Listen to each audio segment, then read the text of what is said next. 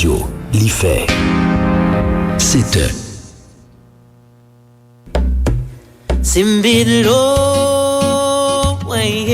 Bonjour, ici Malou Boboir sur Alter Radio. Alter Radio, l'idée frais.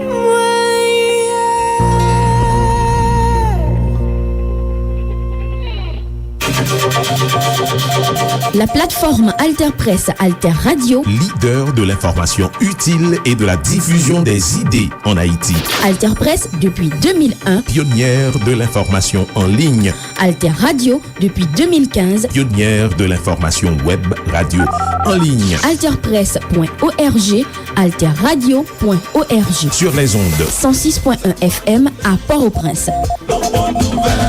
La plateforme Alter Press, Alter Radio pour l'émergence d'une population bien informée. Bien informée. La plateforme Alter Press, Alter Radio, leader de l'information utile et de la diffusion des idées en Haïti.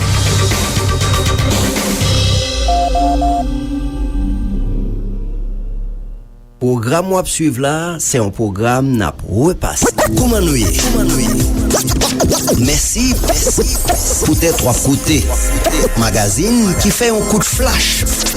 Coup de flash sous ça qui a passé dans le monde.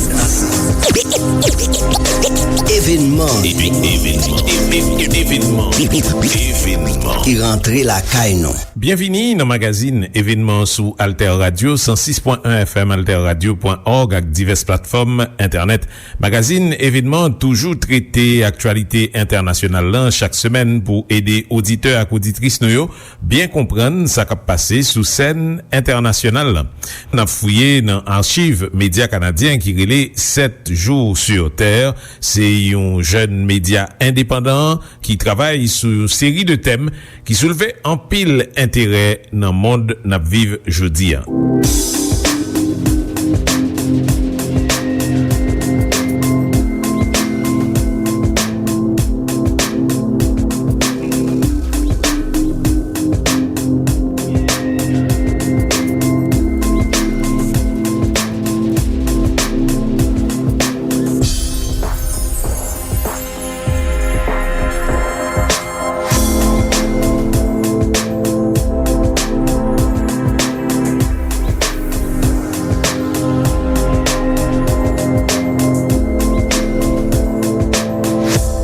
On parle souvent de conflits, d'affrontements militaires et de rapports de force. Ce sont un peu les démonstrations les plus évidentes de la géopolitique, celles qu'on peut quantifier, observer et analyser. Mais derrière tout ça, il y a aussi une dimension absolument essentielle qui est beaucoup moins explicite, mais qui pourtant distingue les pays ordinaires des grandes puissances. Le soft power ou le pouvoir souple. Aujourd'hui, on explique qu'est-ce que le soft power, comment il se décline à travers le monde, qui en sont les champions et surtout, quels moyens ils utilisent. On aura la chance de couvrir plusieurs exemples et d'exposer 4 pays qui dominent la partie. Mais tout d'abord, il faut comprendre les principes de base. Qu'est-ce que le soft power exactement? En fait, le pouvoir souple, c'est relativement simple. Ça correspond à tout ce qu'un État possède dans sa boîte à outils pour faire avancer ses intérêts sur la scène internationale sans recourir à la force armée. Quand c'est question du hard power, on parle des capacités militaires, de l'armement, de la puissance navale, bref, de la capacité à imposer sa volonté par la force. Or, quand c'est question de soft power, on réfère à la diplomatie, aux institutions internationales, aux échanges culturels, aux événements internationaux ou même aux équipes sportives. C'est la notion selon laquelle le pouvoir peut se diffuser à travers des canaux multiples, parfois sans même qu'il ne soit visible. Le soft power, c'est aussi une mesure subtile de l'influence d'un pays sur un autre. Et soft, ça ne veut pas dire que c'est une méthode plus faible ou plus douce. Tout le contraire, elle est extrêmement efficace, souvent plus encore que la méthode armée. Pour bien comprendre, on examine le cas de 4 pays qui pratiquent le pouvoir souple avec brio. Les États-Unis, la Russie, la France et finalement la Chine. D'abord, les États-Unis. Pour bien comprendre les dernières décennies d'hégémonie américaine sur la scène internationale, il faut remonter à juillet 1944. La Deuxième Guerre mondiale tire à sa fin. La victoire des Alliés semble acquise et déjà, les États-Unis émergent comme une puissance économique et militaire absolument redoutable. Il faut comprendre que l'Europe est complètement dévastée, que l'URSS a perdu des dizaines de millions d'hommes sur le front de l'Est et que sur le vieux continent, tout est à reconstruire. Or, les moyens sont limités et la confiance l'est tout autant. Il faut de la stabilité, autant politique qu'économique. Et c'est dans ce contexte qu'en juillet 1944, les Américains convient les représentants de 44 pays à une grande conférence chez eux, au New Hampshire, dans un hôtel près de Bretton Woods. Pendant près de 3 semaines, les États-Unis exposent aux quelques 730 délégués leur vision d'un système financier mondial basé sur le dollar américain. En gros, tous les pays pourraient échanger leur monnaie nationale pour des dollars américains, pour ensuite les convertir en or à un tarif prédéterminé. Pour les pays signataires, c'était une opportunité de garantir la stabilité de la monnaie nationale. Mais pour les États-Unis, c'était surtout une façon d'établir le dollar américain comme monnaie officielle des échanges internationaux. Financièrement, ce système a permis la création du monde moderne en permettant aux pays d'emprunter massivement pour propulser leur développement économique. Or, il a aussi transformé Washington en géant incontournable dont les banques contrôlent l'essentiel de la finance mondiale et dont les sanctions ont le potentiel de nuire sévèrement à une économie ciblée. Les pays comme l'Iran, Cuba, la Russie et la Corée du Nord doivent constamment trouver des moyens de contourner le système américain. Et même si les crypto-monnaies offrent une alternative de plus en plus crédible, il reste virtuellement impossible d'éviter entièrement l'influence du dollar ainsi que des banques américaines. En fait, on pourrait aller encore plus loin. Le capitalisme et le libéralisme eux-mêmes profitent aux intérêts américains et constituent une forme de soft power sur les États qu'ils pratiquent. Pensez-y, les corporations américaines sont les plus grandes ambassadrices de la culture américaine et elles exportent un mode de vie qui joue directement en faveur des intérêts américains. Plus un gouvernement se libéralise, plus il permet la pénétration des corporations exportées par les États-Unis. Si un pays impose des mesures protectionnistes ou qu'il limite la liberté des multinationales, eh bien ce sont les États-Unis qui sont perdants, puisque c'est de leur influence dont il est question. C'est un levier de pouvoir absolument formidable. Plus un pays adopte le capitalisme et s'intègre au système bancaire international, plus il devient dépendant du dollar et vulnérable aux sanctions américaines. À l'inverse, quand il adopte des mesures nuisibles aux multinationales ou qu'il refuse le modèle de la démocratie libérale tel que prôné par l'Occident, alors il doit dire adieu à l'investissement international et accepter l'isolation la plus totale. C'est un jeu auquel on peut difficilement gagner et ça, les Américains le savent très bien. Ne gênent pas pour utiliser et parfois abuser de leur influence sur les grandes institutions comme le FMI, la Banque mondiale ou encore l'OMC, toujours pour faire avancer les intérêts commerciaux. C'est important de le comprendre. Partout autour de nous, il y a du soft power américain. Le système entier sert les intérêts de Washington. Prochain exemple, la Russie. La Russie, c'est un peu le joker en politique internationale. Elle se présente comme le mouton noir qui refuse l'hégémonie américaine et qui tente d'y apporter une alternative. La Russie est des plus rusées en matière de géopolitique. Au lieu de s'acharner vainement à renverser les institutions dominées par les Américains, elle préfère les défier et en exposer les limites.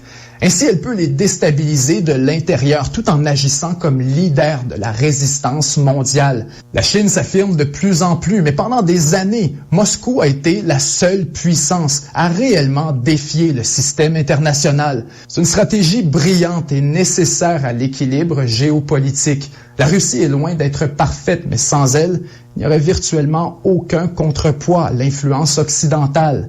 Lorsque Washington décide de bouder un État, de le sanctionner ou qu'il refuse de lui vendre des armes, la Russie est souvent là pour combler le vide et s'assurer qu'un équilibre soit maintenu. Si des États comme Cuba, la Syrie, le Venezuela ou l'Iran peuvent tenir tête à Washington ainsi qu'au reste de l'Occident, c'est en grande partie grâce à Moscou. Et c'est là la plus grande source de soft power de la Russie, simplement d'être une alternative. Washington abuse tellement souvent de son pouvoir que ça joue directement dans les intérêts du Kremlin en créant une clientèle d'États réceptifs à son influence. Pensons à la Turquie et au fameux S-400. Les États-Unis refusaient de vendre leur système de défense antimissile Patriot pour des raisons essentiellement politiques. Or, au lieu de se plier aux demandes américaines, les Turcs ont tout simplement acheté des S-400, considérés comme beaucoup plus performants. Washington a essayé de bloquer la transaction en offrant finalement de vendre des Patriots à la Turquie. Mais trop tard, Erdogan n'en voulait plus. C'est une démonstration parfaite de la stratégie russe, exploiter les cracks causés par la rigidité du modèle américain. Le soft power de la Russie, c'est donc la promotion de la voie alternative. C'est pas pour rien que le Kremlin finance des médias comme RT ou Sputnik pour l'audience internationale. La ligne éditoriale de ces médias est très claire. Ils sont là pour offrir une alternative aux médias mainstream et remettre en question le narratif dominant. Ajoutons que la Russie est une puissance diplomatique considérable et que c'est souvent elle qui est appelée à faire la médiation lorsque survient un conflit à l'intérieur de son énorme sphère d'influence. Les anciennes républiques de l'URSS ont pour la plupart conservé de bonnes relations avec Moscou, donc que ce soit en Europe de l'Est, en Asie centrale, au Caucase ou même au Moyen-Orient, la Russie est souvent la puissance la plus qualifiée pour négocier une sortie de crise. Le soft power de la Russie, c'est aussi sous Vladimir Poutine la promotion de valeurs traditionnelles, religieuses et nationalistes qui prennent la forme d'un conservatisme social très assumé. Ainsi, la Russie est devenue un symbole de résistance pour les populations rejetant le multiculturalisme ou certains aspects de la culture moderne. D'une certaine manière, la Russie est l'amie des mal-aimés, celle qui teste le système et qui en expose les limites. On peut le lui reprocher, mais d'un autre côté, on peut aussi la remercier. La France, c'est la puissance de la culture et de la diplomatie. Elle est régulièrement classée numéro 1 mondial pour le soft power. Et disons que quand on s'y attarde vraiment, il est facile de comprendre pourquoi. En dehors des 3 grandes puissances, c'est probablement le pays le plus présent sur la scène internationale. D'abord, sur le plan culturel, la France jouit d'un pouvoir d'attraction très puissant, qui en fait encore aujourd'hui le pays le plus visité du monde. Son influence culturelle à l'intérieur de l'espace francophone, tout particulièrement en Afrique, est virtuellement incontestée. Il faut dire que la langue française est un outil formidable puisqu'elle permet d'établir une sorte de barrière face à l'influence des puissances étrangères, mais aussi parce qu'elle facilite la diffusion d'une culture commune qui est largement dominée par Paris. C'est à Paris que se trouve le siège de l'Organisation internationale de la francophonie, mais aussi celui de l'Académie française. Ces organisations ont une légitimité généralement reconnue à travers les pays de la francophonie. Et ce sont des bons exemples du soft power de la culture française. Ensuite, sur le plan diplomatique, la France exerce une influence importante sur presque toutes les institutions internationales majeures. Non seulement le français est la langue officielle des Jeux olympiques, mais c'est aussi en France que se trouvent les sièges de l'UNESCO ainsi que de l'OCDE. Pour ce qui est de l'empreinte globale, le réseau d'ambassades et de consulats français est parmi les plus imposants du monde. Et c'est la France qui possède la plus vaste superficie de zones économiques exclusives sur les océans de la planète. Avec le départ imminent d'Angela Merkel et la sortie du Royaume-Uni de l'Union européenne, Paris est en excellente position pour s'imposer comme leader du bloc européen. Au niveau économique, l'utilisation du franc CFA dans certaines anciennes colonies africaines est une autre manifestation du soft power français, puisqu'il garantit que Paris demeure le principal interlocuteur de ces pays en matière d'enjeux financiers et monétaires. Finalement, les corporations françaises dans le secteur de l'énergie comme Total ou Engie agissent souvent comme une extension du pouvoir souple français sur la scène internationale. Bref, en projetant sa propre influence culturelle et en maintenant une stratégie fondamentalement souverainiste, la France peut prétendre se hisser au sommet des palmarès en matière de soft power. Et finalement, notre dernier exemple, la Chine, bien sûr. La Chine, c'est la puissance du gigantisme. On pourrait passer un épisode entier à décortiquer toutes les manières dont elle a recours au soft power pour atteindre ses objectifs. Mais pour les fins de ce segment, on va se concentrer sur les 2 grands piliers chinois en matière de pouvoir souple, le contrôle de l'image et la puissance économique. D'abord, le contrôle de l'image. Le Parti communiste chinois tient absolument à projeter une image positive de la Chine, ainsi que du modèle politique chinois. Puisque le parti dirige sans opposition, sa légitimité repose en partie sur la perception générale que les choses se passent bien. Il faut que le monde entier voit le Parti communiste comme une force positive et tous les moyens sont bons pour atteindre cet objectif. À l'intérieur de la Chine, ça passe par un contrôle serré de l'information ou encore par une censure active des réseaux sociaux.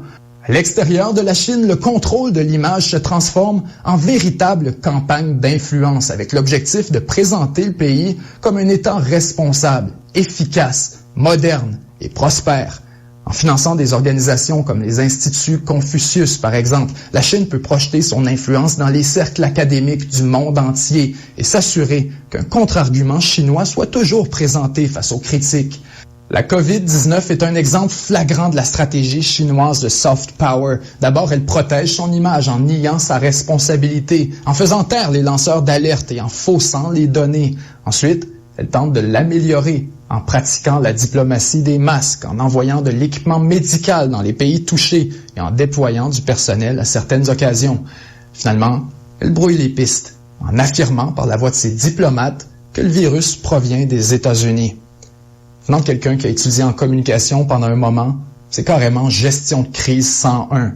D'abord, niez en bloc. Ensuite, défendez-vous vigoureusement. Et finalement, changez de sujet. Et quand ça fonctionne pas, que des pays comme l'Australie continuent à poser des questions et qu'ils s'obstinent à vouloir des réponses, eh bien c'est là que la Chine peut se rabattre sur son deuxième grand pilier de soft power, son gigantisme économique. Avec près d'1,4 milliard de consommateurs, le marché chinois représente une opportunité commerciale incroyable pour les multinationales, mais aussi un joueur absolument essentiel en matière d'importation et d'exportation.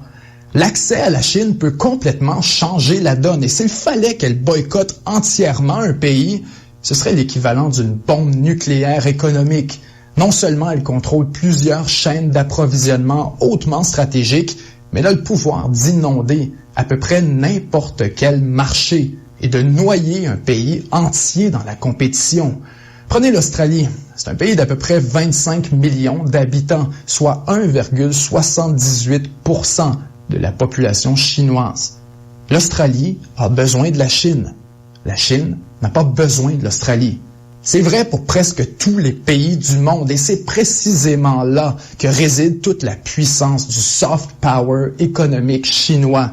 Pour faire des affaires avec la Chine, il faut jouer selon ses règles. Prenez Hollywood, par exemple. La Chine ne laisse entrer qu'un certain nombre de films étrangers sur son territoire à chaque année. Donc on assiste à Hollywood une enchère de plus en plus ridicule pour déterminer qui va plaire le plus au Parti communiste chinois. Récemment, l'acteur John Cena est sorti avec la larme aux yeux pour s'excuser d'avoir appelé Taïwan un pays, probablement après qu'un de ses producteurs lui ait rappelé les centaines de millions que rapporte chaque année au studio le marché chinois. Ça, mes amis, c'est ce qu'on appelle du soft power. Ensuite, il est impossible d'ignorer la dimension financière du pouvoir souple chinois, soit le financement de méga-projets et l'octroi de prêts avantageux dans un nombre grandissant de pays à travers l'Asie, l'Afrique et même l'Europe. C'est une autre fonction du gigantisme économique, la capacité à financer des grands projets d'infrastructure qui avancent les intérêts chinois, en plus d'attirer de nombreux pays à l'intérieur de l'orbite de Pékin. Avec la Chine, c'est simple. Il n'y a pas de longues négociations ou encore de conditions à n'en plus finir, pas d'ingérence dans les affaires internes. Comparativement aux États-Unis, la Chine n'utilise pas son argent pour convertir des gouvernements étrangers à son propre modèle de gouvernance. En conséquence, la Chine est extrêmement populaire en Afrique, par exemple, où il y a une forte aversion vis-à-vis des puissances occidentales. Les deux piliers du soft power chinois travaillent donc ensemble. Le contrôle de l'image va de pair avec la puissance économique, offrant à la Chine une nouvelle influence à la portée mondiale. Bref, le soft power se décline de plusieurs manières à travers le monde, mais on pourrait le résumer ainsi.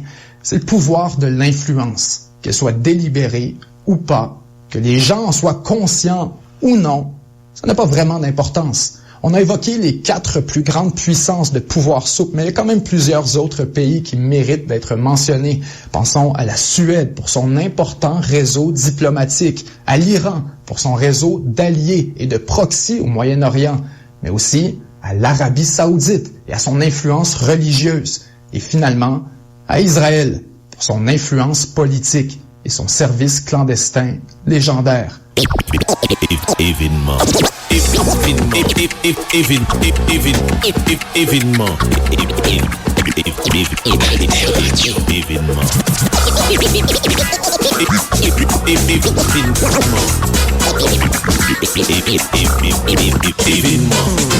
Les services de renseignement américains ont récemment fait une découverte monumentale. Les États-Unis et plusieurs pays alliés ont été victimes d'une campagne de piratage sans précédent. Faisons ensemble le récit de cette attaque pour comprendre ce qui s'est passé. On est au début du mois de décembre. Un employé de FireEye, une entreprise américaine de sécurité informatique, découvre une anomalie dans le système. Une alerte lui indique qu'un appareil inconnu s'est connecté au réseau de l'entreprise. Immédiatement, le drapeau rouge est levé. L'enquête commence et peu de temps après, FireEye fait une sortie publique. Une partie de son système est compromis. L'entreprise a été victime d'une cyberattaque. Des outils de simulation ont été volés. C'est une très mauvaise nouvelle pour tous leurs clients qui utilisent ces outils pour tester leur propre sécurité informatique. C'est une faille compromettante, mais l'enquête ne s'arrête pas là. Après quelques jours d'analyse, la source est identifiée.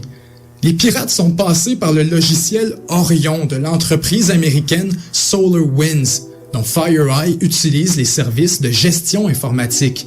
Ils ont fait une modification extrêmement discrète dans les mises à jour du logiciel et sont infiltrés par là. En gros, ils ont utilisé la technique du cheval de Troie. À place d'attaquer directement le réseau hyper protégé de FireEye, ils ont passé par la bande en piratant un fournisseur, SolarWinds, une cible beaucoup plus facile. L'attaque est ni vue ni connue, extrêmement furtive. Et c'est là que l'affaire prend une ampleur incroyable. L'enjeu, c'est que SolarWinds, c'est pas une petite entreprise marginale. Elle a environ 300 000 clients et pas n'importe quelle. Il y a presque toutes les compagnies du top 500 américain. Il y a plusieurs agences du gouvernement fédéral, dont la NASA, l'Agence de sécurité nationale, le Pentagone et même le bureau exécutif du président. Soudainement, la cyberattaque contre FireEye devient un enjeu national et international, urgent et prioritaire. La question maintenant, c'est de savoir à quel point les clients de SolarWinds ont été impactés, jusqu'où vont les dommages. Après des vérifications, l'étendue de l'affaire est confirmée.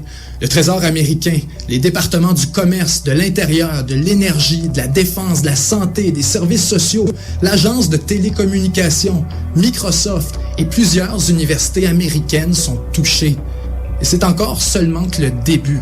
Parce que le pire dans tout ça, c'est que c'est pas une cyberattaque unique et isolée. Ça fait depuis le mois de mars que ça dure et personne ne s'en était encore rendu compte.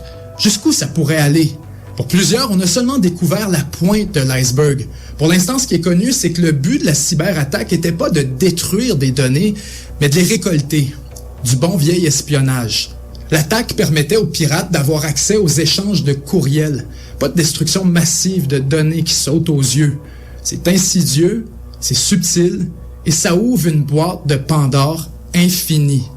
La quantité d'informations importantes et confidentielles qui est échangée par des courriels est immense. C'est difficile de mesurer toutes les conséquences, mais le gouvernement américain s'est mis sur le pied d'alerte en mode gestion de risque. Ça va loin. Il craint des scénarios catastrophes comme la perte de contrôle sur le réseau électrique, sur les opérations des barrages et des centrales nucléaires, l'interférence dans des comptes bancaires, l'aveuglement des radars, des satellites ou des systèmes de ciblage des avions de chasse. Des conséquences de genre ont déjà eu lieu en Ukraine en 2017 après une cyberattaque similaire de la Russie. Pour plusieurs entreprises privées, la menace est suffisamment importante pour rebâtir complètement leurs serveurs, tout recommencer à partir de zéro. Il reste encore à savoir de façon certaine à qui il faut attribuer la responsabilité pour la cyberattaque. Pour le moment, tout pointe vers le groupe APT-29, qui est indirectement lié au service secret russe. C'est un des groupes les plus ingénieux, les plus évolués, les mieux financés. Leurs méthodes correspondent à ce qui est présentement observé. Et évidemment, la Russie nie toute implication dans l'affaire. Mais Mitt Romney, le sénateur républicain, fait une comparaison qui veut tout dire. Cette cyberattaque, c'est comme si des bombardiers russes avaient continuellement survolé les États-Unis de bord en bord, sans jamais être repérés pendant des mois. C'est une claque au visage. Toute cette histoire remet à l'ordre du jour un paquet de questions et d'enjeux qui restent encore sans réponse. Sans avoir recours à aucun soldat sur le terrain, une cyberattaque peut mettre un pays à genoux.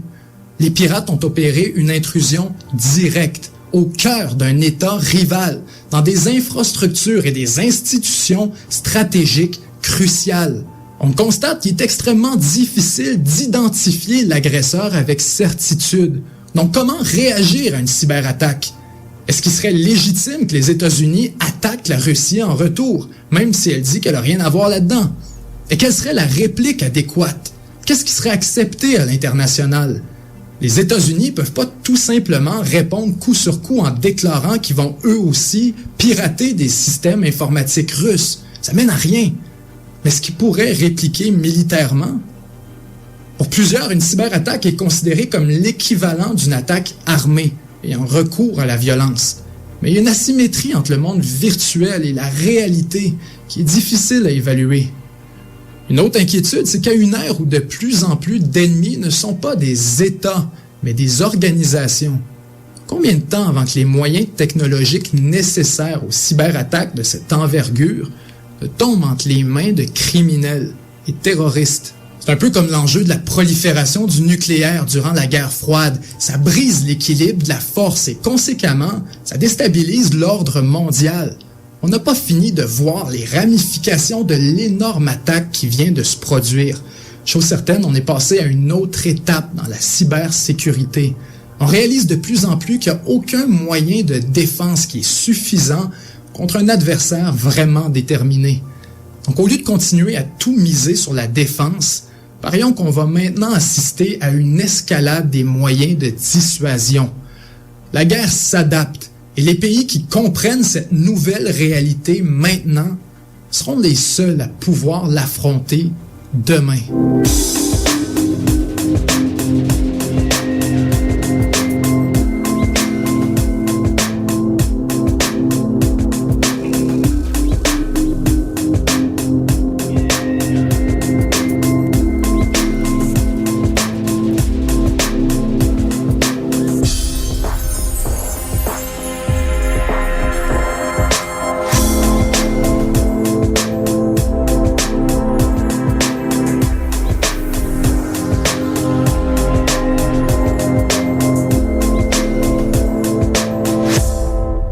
Bien, c'est comme ça, n'a fini magazine événement qui toujours traité actualité internationale là, chaque semaine pour aider auditeurs et auditrices nous bien comprendre ça qui a passé sous scène internationale là. Nous fouiller dans archives médias canadiens qui relaient 7 jours sur terre, c'est un jeune média indépendant qui travaille sur une série de thèmes qui soulevaient en pile intérêt dans le monde n'a vive jeudi. Nous disons merci pour attention, continuez suivre nous sur 106.1 FM, alterradio.org ak diverses plateformes internet. Koumanouye. Merci pour tes 3 côtés. Magazine qui fait un coup de flash. Coup de flash sous ça qui a passé dans le monde. Événement qui rentrait la caille non.